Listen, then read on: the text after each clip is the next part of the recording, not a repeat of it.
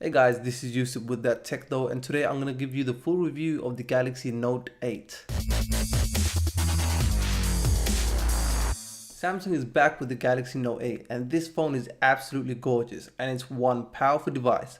But how does it compare to the equally gorgeous and powerful Galaxy S8? Is the Note 8 another S8 but with just a pen, or is the Note 8 different from the S8? I say S8 and that includes the S8 Plus. So unless I say specifically S8 Plus, I'm talking about both the S8 and S8 Plus. Now the Galaxy S8 is a very rounded phone. The Note 8 on the other hand is a lot straighter with less curves and a more sharper design, which I prefer. In the hand, there's no mistake about it. This is a big phone, and to be honest with you, I've been using a OnePlus 5 and a few other large devices, and slowly I've adjusted to bigger phones. And 6.3 inches display, this is a huge jump. So when I was using the Note 8, it was a bit of an adjustment, but at the same time, I did get used to it and I didn't have a huge issue, and that's because of the design that kept the side more narrow, which is an excellent choice. I've accepted that you have to use two hands, and sometimes you can use one hand, but two hands just in case you drop that device and break one expensive phone. Both the S8 and Note 8 have a curved display, but the Note 8 has a steeper curve. That is done to make the Note 8 work better for note-taking apps, which brings me on to the next big design difference, the S Pen, a Note exclusive stylus that really sets it apart from the competition. The S Pen has over 4,000 levels of pressure sensitivity. Now that pen is so addictive to use. I mostly made use of the Note in running emulators like the Nintendo DS, otherwise known as Drastic, in the Google Play Store. Check that out, I left a link for that. And it was one of the best experiences I ever had to play a DS emulator with an S Pen. You can argue that the S Pen is better than the original DS stylus easily. From time to time, I would actually use the lock screen to activate the quick note-taking feature, and sometimes write down things for shopping and pin that to my lock screen. The beauty of it is it feels like an actual pen or a pencil, and it just provides that confidence that you can sign a PDF or sketch something for your next drawing projects. It really makes you forget sometimes that you're not using an actual pen or a pencil. You can do a lot of things with the S Pen, and the possibilities with this is endless. I'm genuinely serious. This can replace a small notepad. You can take it to work or class and obviously take notes. This pen can be used for productivity when it needs to. One issue that Samsung really should have addressed after much criticism in the Galaxy S8 is the placement of that fingerprint scanner.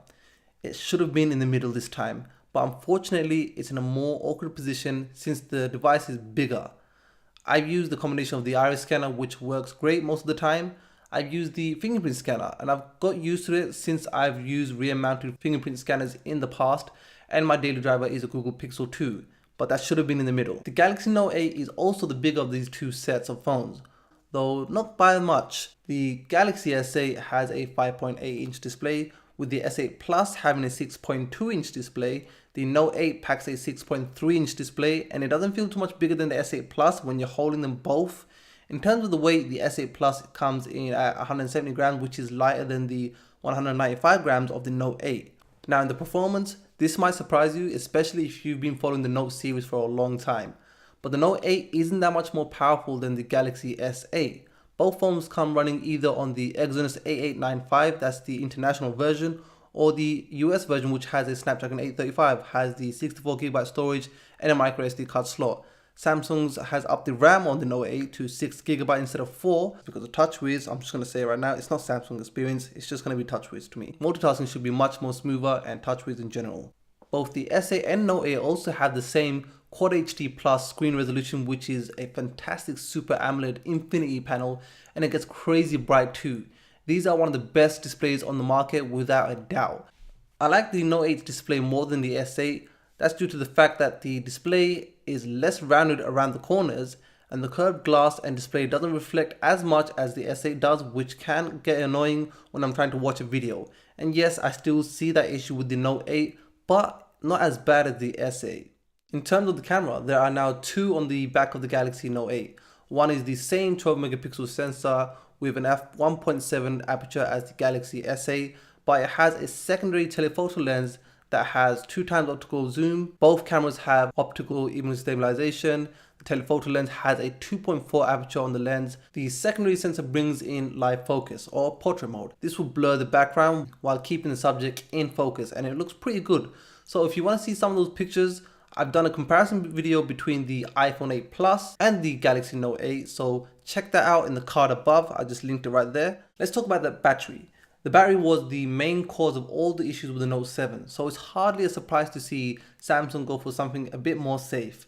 The battery inside the Note 8 is a 3300 mAh, which is bigger than the Galaxy S8, but smaller than the 3500 mAh version in the Galaxy S8 Plus. So I had it for almost a month, and I have to say, I didn't really see that crazy excellent battery life that the Note line is usually known for. That's not to say it's bad, because it's done pretty good. I would get around 7.5 hours of screen on time. With very heavy usage, I would get about 5. So I was fine with the battery, and I know this will get me through the day, so I can't complain about the battery, but I'm not super excited at the same time. It's understandable why Samsung took this approach, so no issues with the battery there. Now let's weigh out the prices. The Galaxy S8 Plus goes up for £779 in the UK, and if you want the Note 8, then that's another £90 more. None of these are cheap devices. The question is the Note 8 just an S8 with a pen? To be honest with you, no. It's something more and it's something different. Now decision time. To put it very simply, if you're the person who makes use of that S Pen almost all the time, whether it's for work, home, or playing games, you'll love it and you won't regret that decision. And I think you should pick the Galaxy Note 8.